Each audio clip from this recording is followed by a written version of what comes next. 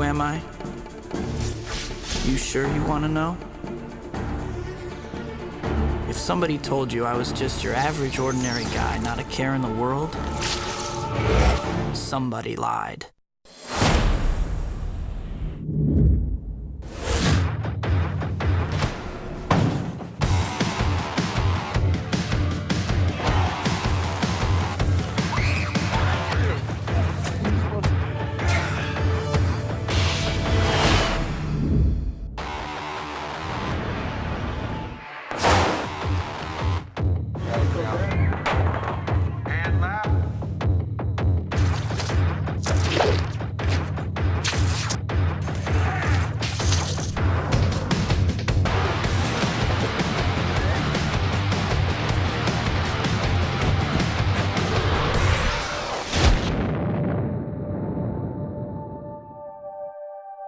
First I heard about Spider-Man. It sounded interesting to me, but only if it was done the right way, like done in a way that would excite me, you know, in a classy way with a good filmmaker and a good story and a good cast. When I first heard about Spider-Man, I was like, oh my God, like what a cool character to do, because Spider-Man's, you know, a more humanistic superhero, so I feel like a lot of people can identify with him, and it's a good story as well as all the action. What happens to the people in the story is quite involving.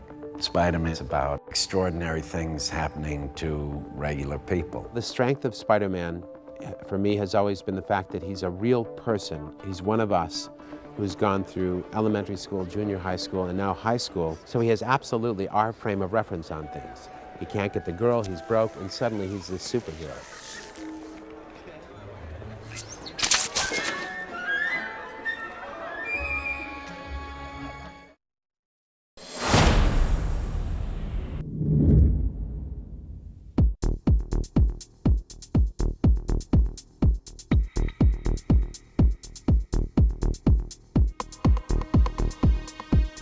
Spider-Man started as its own book in 1963 by Stan Lee. I was looking for an idea for a new superhero, and I was sitting at my desk and I saw a fly crawling on the wall. And you know, one of the things you always look for is what new power can I come up with? And I said, gee, wouldn't it be something to have a hero who could crawl on walls? But the next thing I needed was a name for him. So I thought Fly Man? It didn't seem to have sex appeal.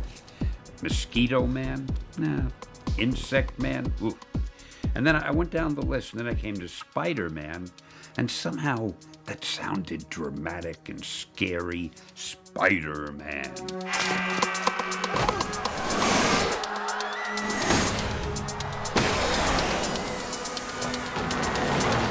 Come on, move, kid.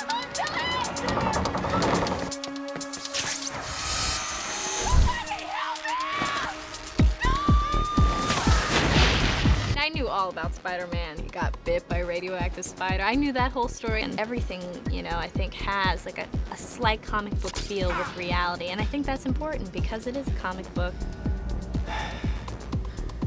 He has real problems, and this extraordinary thing happens to him, and it's about how he deals with it. And it's very much a coming-of-age story about growing to be able to accept responsibility. Remember, with great power comes great responsibility. Spider-Man had real personality, he had real problems. The character of Peter Parker was a real kid in high school, and the Spider-Man comic books were more about how these superpowers affected his real life. So I could really relate to those stories in the early Spider-Man comic books in the 60s and 70s, and he became one of my favorites. There's always a need to find the right blend of maintaining that history and yet making it contemporary enough that the audience is going to accept it as being now. Time worked just right. Technology is here, we have the right people that want to make it, the passion. It's very important for us to tell the story right, make a good picture, right for the times, but keep our characters in character.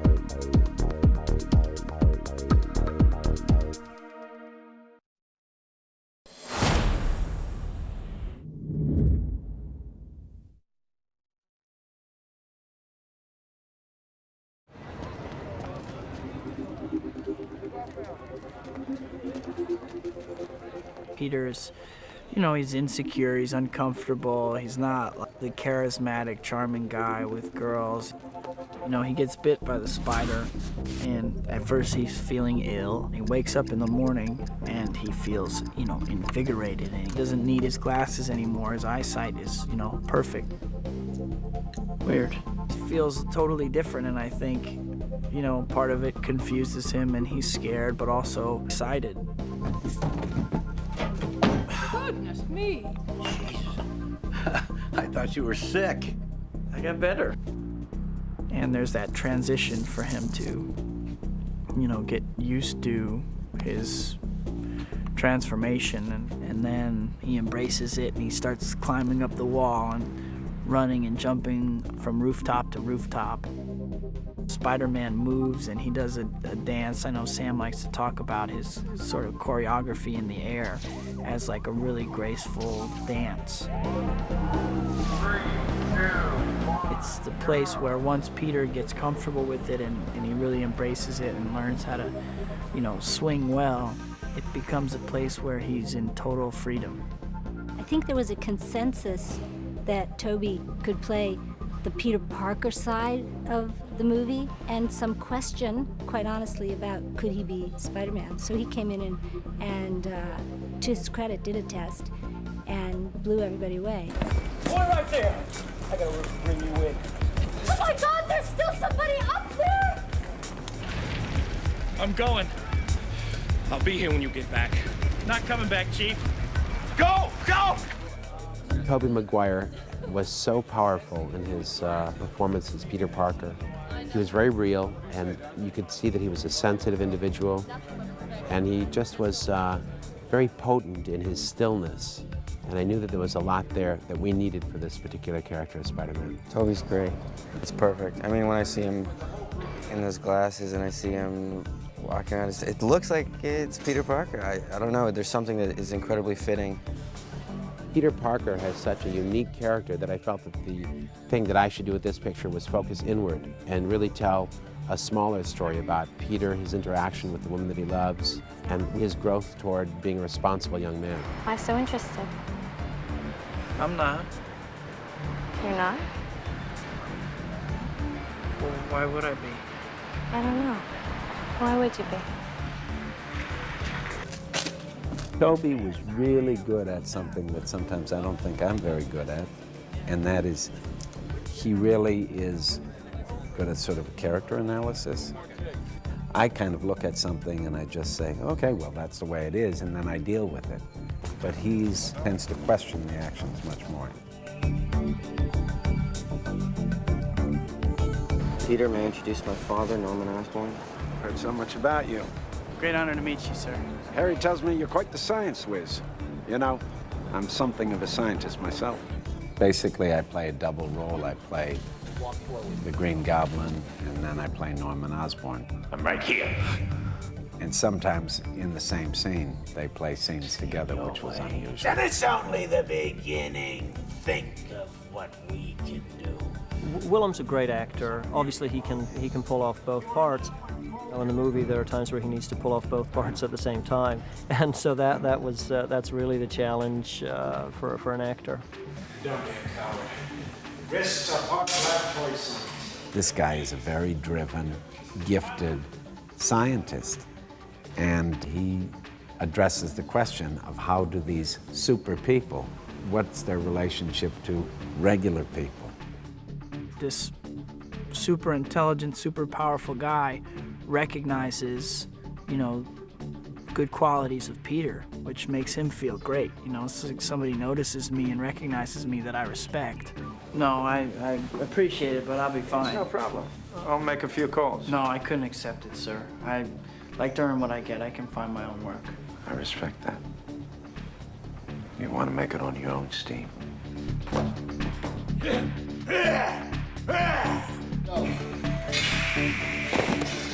He's as good or better than any of the stuntmen, and he's done, you know, I'd say 90% of his own stunts. And really kind of brought this physicality to the Goblin, to the portrayal, was also, you know, this When he's Norman, he's one way physically, and when he's the Goblin, he's completely transformed. No one says no to me!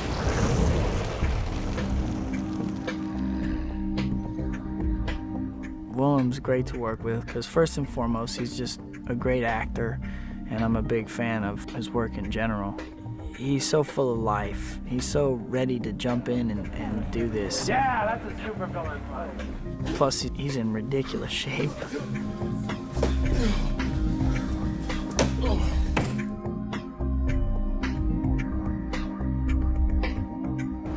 I like the character of MJ just because it gives me a chance to make a hero for the young girls who watch the film. She has a bad childhood, bad past, and abusive parents, and in the beginning of the film, she always tries to date the football player, or be popular, or just cover up her home life and try to be somebody who she's not. She catches little glimpses of Peter Parker's love for her, but it doesn't really register in the beginning. It's kind of just lingering, I think, in the back of her mind.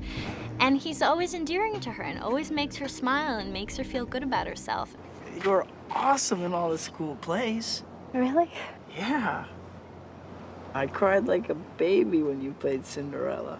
Peter, that was first grade. Living in New York, I think she grows up and she realizes who she really cares about in her life, and the one man who ever loved her for who she is, and it didn't matter, you know. He really liked her for the Mary Jane inside of her. What we were really looking for was someone who had a chemistry with Tobey Maguire. We wanted the audience to recognize that these two people had a connection, and we wanted the audience to need them to be together. And when I saw Kirsten and Tobey perform the scene together, we felt that they made that connection. She really is a very hardworking young actress. I think Kirsten's great because, first of all, she's a really great, soulful actress who knows how to have a lot of fun. And it's great to work with that kind of energy. When you have the Mary Jane of the comic book, so you're always trying, just like with Peter Parker, you're trying to live up to what's that expectation, so you're kind of waiting for someone to walk in the room where you go, oh, that's Mary Jane, that's MJ. That group behind them. I guess he's sort of a nerd, odd duck, the classic son trying to win the affection of the father, and maybe at times rebelling to get attention. James Franco had actually come in for Spider-Man, and we'd just been so taken with him, thought he was remarkable. And there's a real, you'll see in the movie, this real kind of, you really believe he and Willem are father and son. It's quite a complex relationship, but done very subtly and I think really well. Man, this whole thing so you can meet MJ, now you have to leave? I gotta go. Man, this girl is important to me. Harry, please. Your mother was beautiful, too. They're all beautiful. Until they're snarling after your trust fund like a pack of ravening wolves. Thanks for sticking up for me, Harry. When I was asked to play Aunt May, I didn't know she was a real person. But since I've talked to friends and they ask me what I'm doing and I say Spider-Man, I get a wonderful reaction. People say, really? Oh, how wonderful. Are you having fun? And I say, yes. And then they say, what are you playing? And I say, I'm playing Aunt May. And they say, well, of course. There we are. Oh, it looks delicious. Norman, will you do the honors?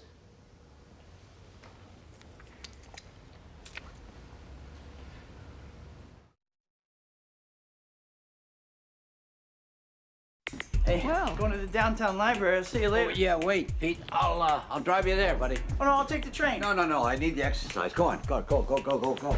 I think Ben is, if there is such a thing as a typical avuncular uncle, a warm, loving, caring uncle who wants to be everything a father should be to a son who is not his son. Pete, look, you're changing. I know. I went through exactly the same thing at your age. No, not exactly. Peter, these are the years when a man changes into the man he's going to become the rest of his life. Just be careful who you change into.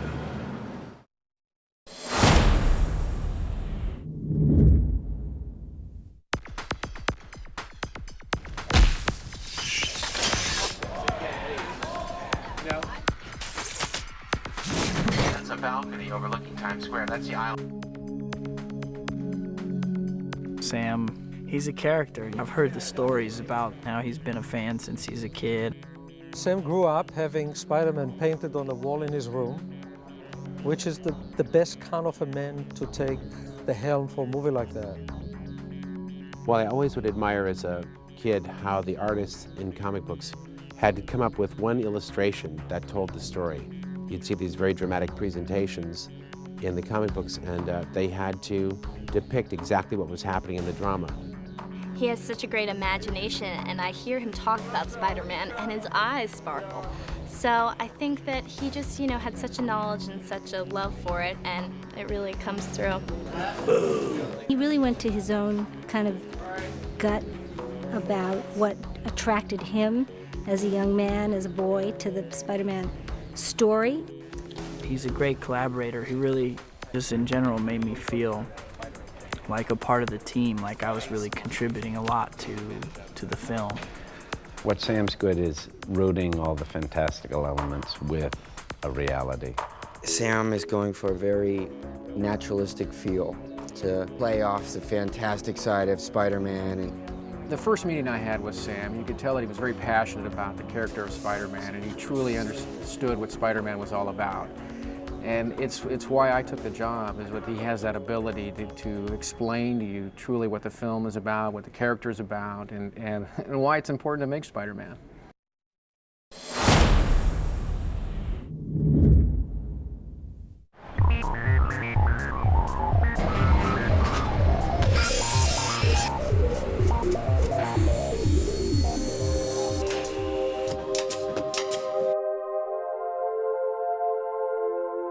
The sets were really fun to work on and really fun to see them build, and exciting to see them go up.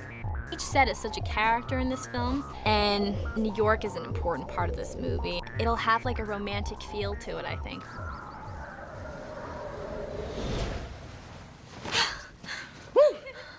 I didn't feel it was proper to have a super stylized world, like the comic book world like you see in a lot of comic book films. I felt that the most important thing to do was to create a real world. There are parts of New York that are magical. So what we decided to do was just to create a whole city of those realistic, magical parts of New York.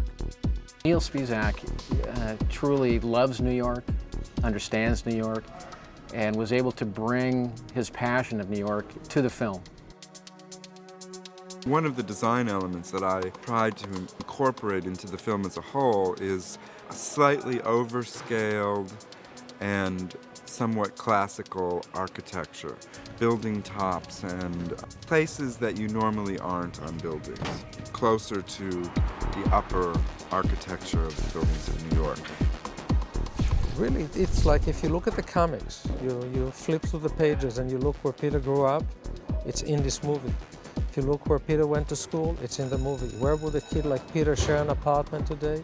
It's the apartment. He did a great job to be able to put together a very fancy side of Manhattan, because that's the Osborne side of the world, with this modest upbringing where Peter comes from. And he connected it beautifully. And what is Spider-Man's world? And certainly he exists at the rooftops of New York. We scouted tons and tons of rooftops of New York, so we got to see the whole side of New York that most people never get to see. And we're bringing that to the film, and I think it's very exciting.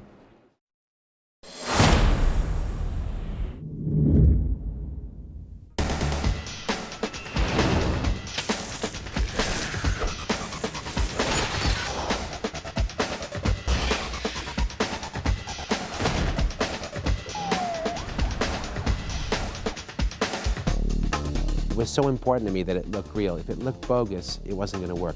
Our optical effects supervisor, John Dykstra, convinced me that it would be possible. The important part of this movie was to make sure that the character's humanity showed through even when he became a superhero.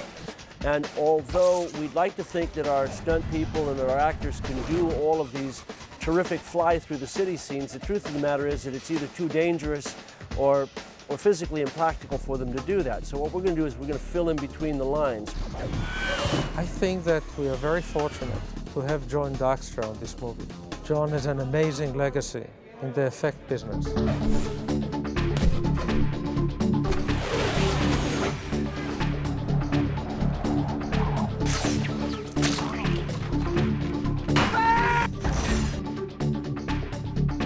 It's pretty amazing to me, you know. I think there's been a few great innovative films out there that, you know, just raise the bar. This is a whole different kind of thing, you know, where it's very specific action to Spider-Man. What happens to the people in the story is quite involving. It's been a long journey. It's definitely been like such a learning experience for me. I got to do a lot of stunts, so it's definitely been a like physical testing my limits kind of movie. The level of action in Spider-Man is exceptional. There's so many elements that were designed from the ground up to create an action sequence, an aerial dogfight battle over Times Square. You don't see that every day. I've never learned so much making a picture as I made this one. There were so many aspects of filmmaking that I had learned over the last 20 years that I had to draw upon to make this particular picture. You guys make your way back to the bleachers. I think that the audience will like the fact that the actors and the writers and the whole production team tried to stay true to the spirit of what made Spider-Man the comic book great. I have never really been involved in such a big production that's had so much special effects, the integration of special effects with traditional scenes. You don't usually get such a great collaborative bunch on such a huge film like this, so I feel like there's more heart to this film than it would, you know, one of those kind of special effects films would have. It is so exciting, and you see talented people who put their own take on your characters, and they make them even better than ever. They bring them to life, their flesh and their blood, and they move and they talk, and there's music and sound effects, and it's wonderful. It's incredibly thrilling.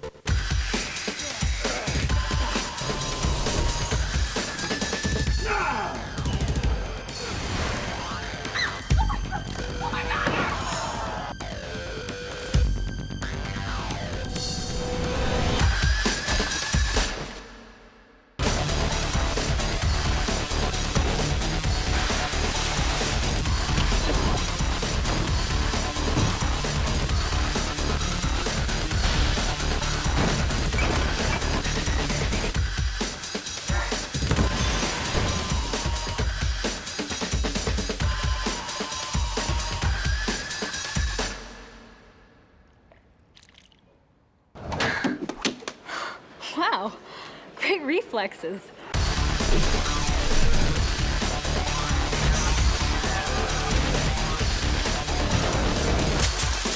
Every couple of months, one of my friends will go, "Dude, you're Spider-Man. You're doing Spider-Man. I can't wait for that movie." You know, and they like get all excited. I'm like, yeah, that is cool.